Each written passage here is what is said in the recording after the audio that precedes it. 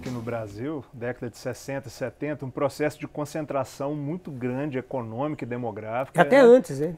Em poucas cidades, São Paulo, Belo Horizonte, né, as regiões metropolitanas. E depois, né, se fala muito, muitos estudos demonstram que houve uma desconcentração demográfica em algumas áreas, né? Então, nesse sentido, né, fica muito clara a importância de se fortalecer essas cidades médias, né? Sem dúvida nenhuma. Olha, uma coisa que as pessoas não se deram muito conta. As últimas tendências da pesquisa sobre cidades médias, e mais uma vez começou na França, dão conta que a importância das cidades médias não está apenas na funcionalidade do ponto de vista econômico, do ponto de vista administrativo. Sabe, um dos tipos de migrações que são muito comuns hoje na Europa, e no Brasil já começa, e eu acho que a Diamantina vai ser afetada por ela, é a migração de pessoas que estão fugindo da metrópole. Onde é que eles vão achar uma qualidade de vida que não seja inferior à da metrópole, mas seja melhor do que a da metrópole em certos aspectos? Vai ser nas cidades médias. Na França eles estudaram, por exemplo, para onde os aposentados vão. Eu deveria estar aposentado, estou pensando nisso. Né? Mas para Diamantina. Tá? Pois é, mas para onde que os aposentados vão lá na França?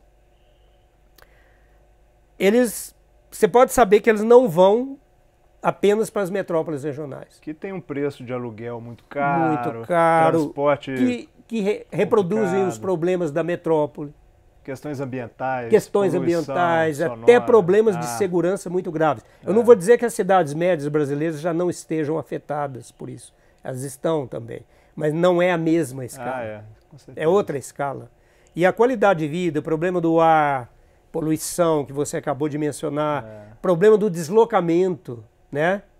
Você imagina se Diamantina tivesse com a morfologia que ela tem, o sítio que ela tem.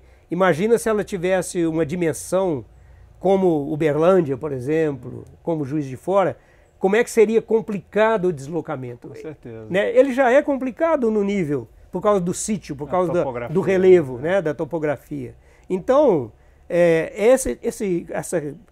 uma das buscas que se fazem hoje pela população, principalmente os mais idosos, em relação à cidade média, tem muito a ver com a qualidade de vida. Verdade. Tá? Aí você vê, claro, hoje o planejamento e os administradores de uma cidade como esta, onde nós estamos agora, você pode ter certeza que eles não vão administrar só o turismo, só os serviços, só as indústrias, só a mineração. Uma das coisas que eles têm que levar em conta numa cidade média é a qualidade de vida. E aí o planejamento, tem um planejamento que é local, mas tem um planejamento visando, na medida que o potencial da cidade média não é apenas local. Olha, Diamantina você vê, por que um congresso, como eu estou hoje aqui, vocês podem ver espectadores, né? Eu estou aqui hoje não é só porque eu gosto de Diamantina, porque eu sou amigo do Douglas, né? Não. Eu estou aqui hoje porque tem um congresso de geografia. E como é que uma cidade... Quais cidades podem ter um congresso desse? Uma cidade pequena poderia ter? Não, dificilmente, né? E Diamantina é um lugar onde é muito fácil fazer um congresso, porque as pessoas querem vir para cá. Exato, quer dizer, todo mundo, quando se falou que o congresso seria em Diamantina... Faz uma forcinha. Né? Então, quer dizer, uma das razões da atração de Diamantina não é só a herança histórica, é a posição que ela tem. Sim. Que é uma posição típica de uma cidade média com uma função regional fundamental. É verdade. Bom, nos seus estudos, professor, você não fica apenas na cidade média como o seu papel intermediador, pensando mais na questão regional. Você também tem estudado, a gente vê que o senhor estuda bastante a morfologia das cidades médias. E isso é muito interessante, né? Porque traz uma perspectiva nova, de certa forma. Poderia falar um pouco para a gente sobre isso? Perfeitamente, por uma razão de ordem lógica. Se você tem a função a função exige que o organismo que exerce essa função tenha certas características morfológicas, inclusive para exercer essa função. Verdade. Então tem uma relação profunda entre a função, os movimentos que são gerados pelas funções e a forma que torna possível as funções. Se nós vamos estudar as cidades médias, um ponto de partida pode ser, sem dúvida, as funções, o movimento, os fluxos que a cidade média gira, para essa função de intermediação.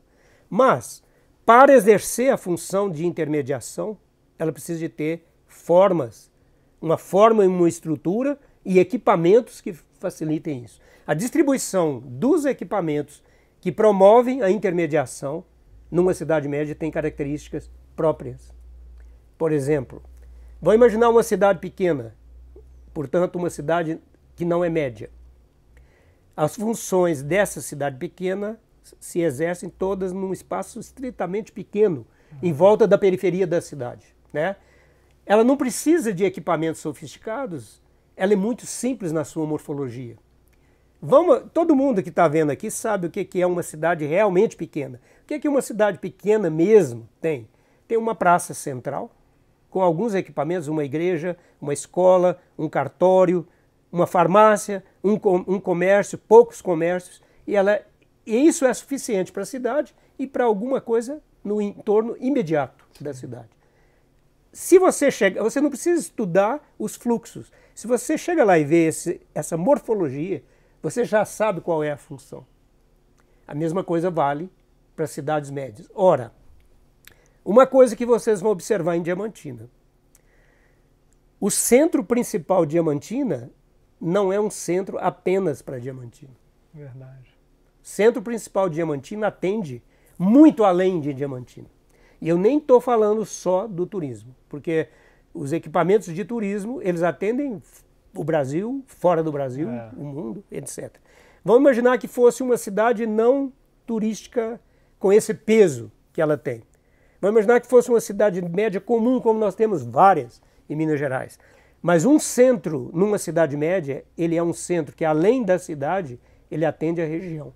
Então, um centro funcional, você vê um centro funcional que atende mais do que a cidade e o município, ele só existe em cidades que são médias ou maiores.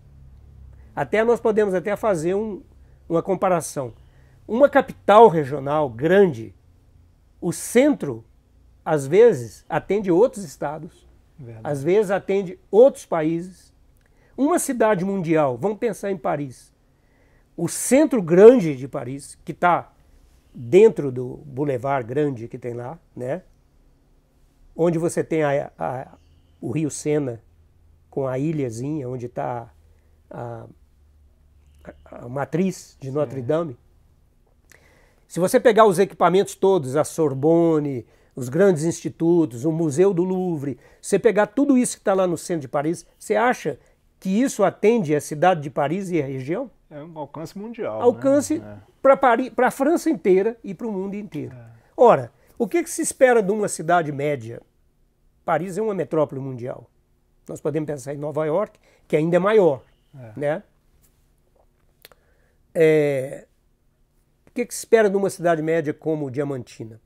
Que ela tenha equipamentos suficientes para atender a todos os diamantinenses, e mesmo assim não vai atender completamente, há coisas que os diamantinenses vão ter que procurar em Belo Horizonte e assim por diante. Mas digamos, a maioria dos diamantinenses são atendidos pelo centro de Diamantina ou por uma coisa que eu não falei ainda, por subcentros especializados. Vou dar um exemplo. Não sei se é o caso de Diamantina em detalhe, mas em várias cidades médias que eu estudei, alguns lugares ou do centro ou do subcentro se especializam, por exemplo, em saúde. Sim. Ou se especializam, por exemplo, em mecânica de automóvel, autopeças, pneus. Às vezes você tem uma rua inteira cheia de concessionárias. O que significa isso? Isso não é de uma cidade pequena, mas o tamanho também não é de uma metrópole. O que é que eu estou querendo chegar? A morfologia não é apenas para você conhecer a cidade. Pela morfologia você conhece a função da cidade e você conhece o alcance da cidade. Então nós temos que estudar a morfologia. Eu fiz um modelo para, depois de muito estudar, eu analisei mais de 100 cidades médias. E esse modelo me mostrou o seguinte: vai variar demais a paisagem, mas o modelo vai ter um centro, na cidade média, um centro principal, vários subcentros que têm tendência a se colocar nos eixos principais que saem desse centro, e até alguns que estão separados dos eixos principais se localizam na periferia. Uma cidade média é uma cidade policentral. E isso é uma característica estrutural e morfológica. Muito interessante. E, para fechar, quais as perspectivas para os estudos sobre cidades médias? O que vem pela frente? Olha, vou te dar um exemplo, vou fazer também propaganda aqui de um grupo onde eu só tenho amigos. A maior rede de pesquisa, uma das maiores, não vou falar que é a maior, é meio perigoso, é uma das maiores redes de pesquisa que o CNPq patrocinou no Brasil nos últimos 10 anos, se chama RECIME. O que é RECIME?